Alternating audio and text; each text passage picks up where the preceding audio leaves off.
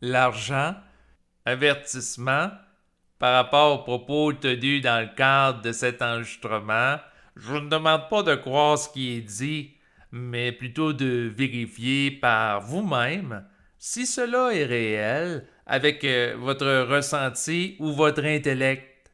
Bonne écoute. L'argent est un outil sur le plan matériel qui a pour fonction de faire des échanges d'énergie entre humains. L'individu qui se conscientise va apprendre à gérer l'argent avec intelligence, comme il doit faire une gestion adéquate de sa psyché par rapport aux pensées qui lui sont acheminées par les entités des plans astraux et mentaux.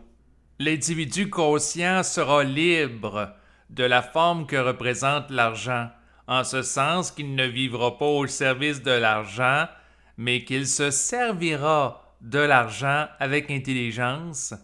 Ainsi, sa priorité dans sa vie sera son bien-être et non pas d'accumuler de l'argent.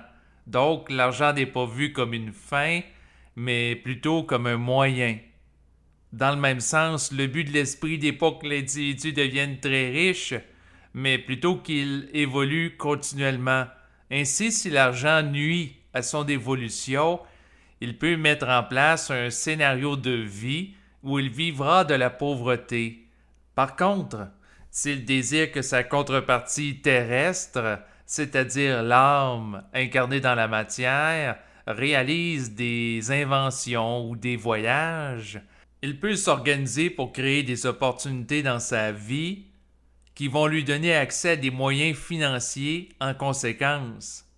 L'individu conscient ne cherchera pas à vivre dans la pauvreté pour rejeter la matière, dont l'argent, au profit d'une élévation spirituelle, comme l'ont fait des religieux et des maîtres spirituels dans le passé. Il va plutôt désirer gérer sa relation avec la matière et l'esprit d'une manière intelligente pour avoir une vie intégrale et prospère. Ainsi, il va œuvrer à être à l'aise sur le plan financier sans pour autant effectuer n'importe quoi pour obtenir cette aisance. Donc, il ne se mettra pas au service de forces astrales dans l'espoir de devenir rapidement riche et il aura un sens éthique.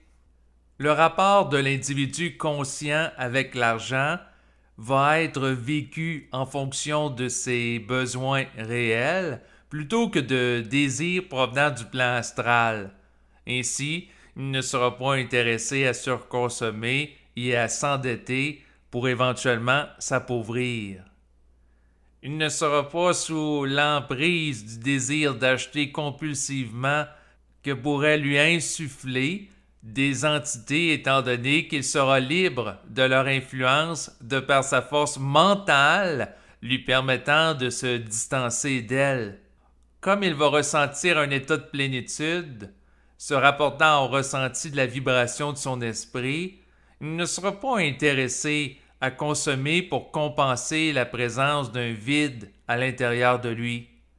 Ainsi, il aura une volonté suffisamment forte pour ne pas se laisser manipuler par la publicité et les pressions de la société de consommation visant à le pousser à acheter continuellement. Plus l'individu sera conscient et plus il sera capable de gérer avec intelligence son argent de manière à éviter les pertes inutiles et à favoriser sa prospérité financière.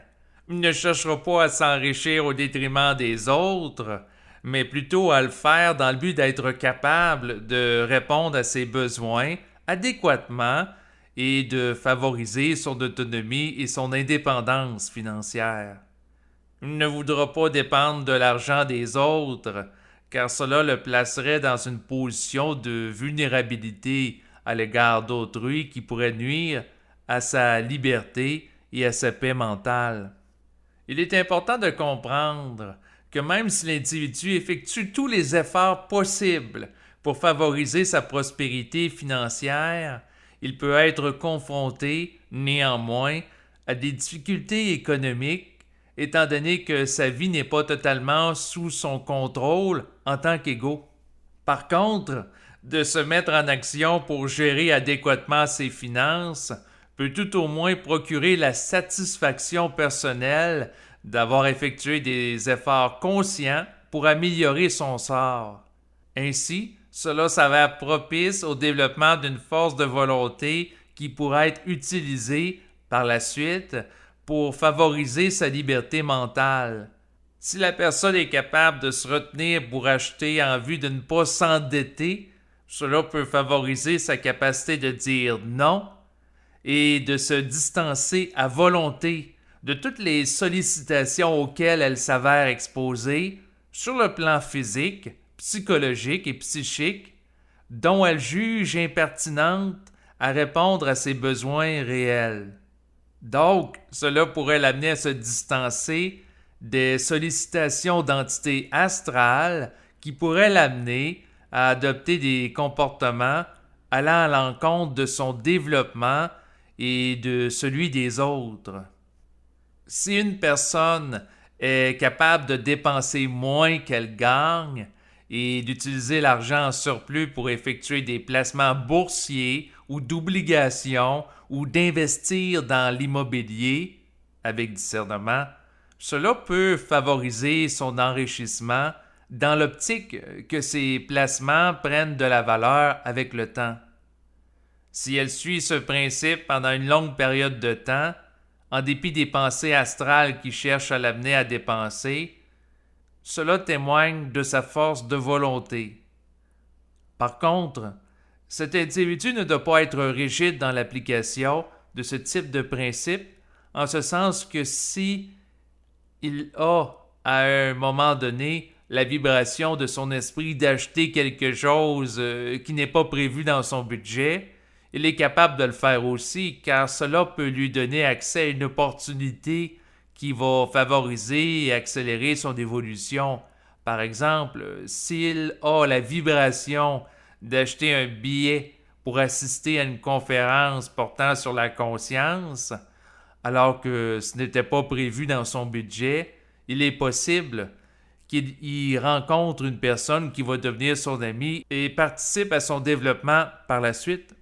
Ainsi, au-delà de l'application d'un principe favorisant l'enrichissement, qui représente une forme, il y a l'écoute de la sensibilité vibratoire qui doit avoir préséance sur elle.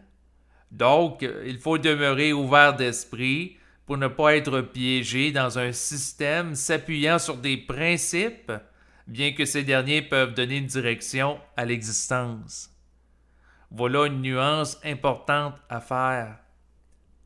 Pour favoriser sa prospérité financière, l'individu qui se conscientise peut questionner son esprit en vue de l'amener à lui donner de l'information pertinente en vue de son enrichissement. Il ne perd rien à s'informer auprès de lui.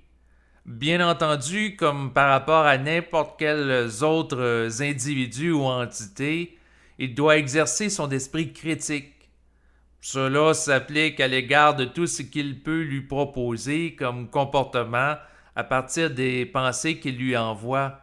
Dans le meilleur des cas, son contact avec l'esprit pourrait lui donner accès à des idées nouvelles qu'il pourrait mettre en application dans sa vie en vue de s'enrichir. Par contre, si ce dernier ne lui propose rien d'intelligent pour favoriser sa prospérité financière, ou qu'il lui dit que ce n'est pas le temps de s'enrichir, eh bien, il peut lui demander quelle est l'utilité par rapport à son évolution personnelle de ne pas être plus riche.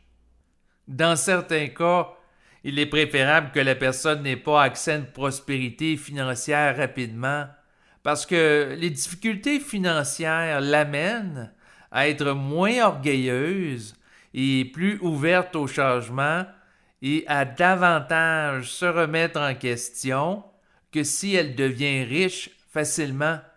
Ainsi, c'est parfois à travers une période de difficulté financière qu'elle va être plus ouverte à écouter la voix de son esprit, alors que lorsque cela va bien, sur le plan financier, elle n'est pas intéressée à tenir compte de son point de vue. De toute manière, peu importe ce que l'individu reçoit ou non de l'esprit comme information, par rapport au volet financier de sa vie, il demeure toujours pertinent qu'il garde en tête qu'il peut utiliser tous les moyens à sa portée pour agir en vue d'améliorer son sort sur le plan économique. Cela peut être de rencontrer des conseillers financiers et de rechercher de l'information sur Internet et dans des livres sur l'aspect économique. Il est nécessaire de garder ces moyens concrets en conscience parce que la plupart des gens qui vivent la fusion avec l'esprit de l'époque actuelle sont au début du processus et du développement de leur capacité à dialoguer de manière intelligente et critique avec les entités astrales et mentales. Cette situation les met dans une position de vulnérabilité à leur égard où ils peuvent être sujets à de nombreuses influences du plan astral et mental. Donc, la prudence est de rigueur et il est important de ne pas croire tout ce qu'ils disent. Voilà ce qui complète maintenant la lecture du texte portant sur l'argent.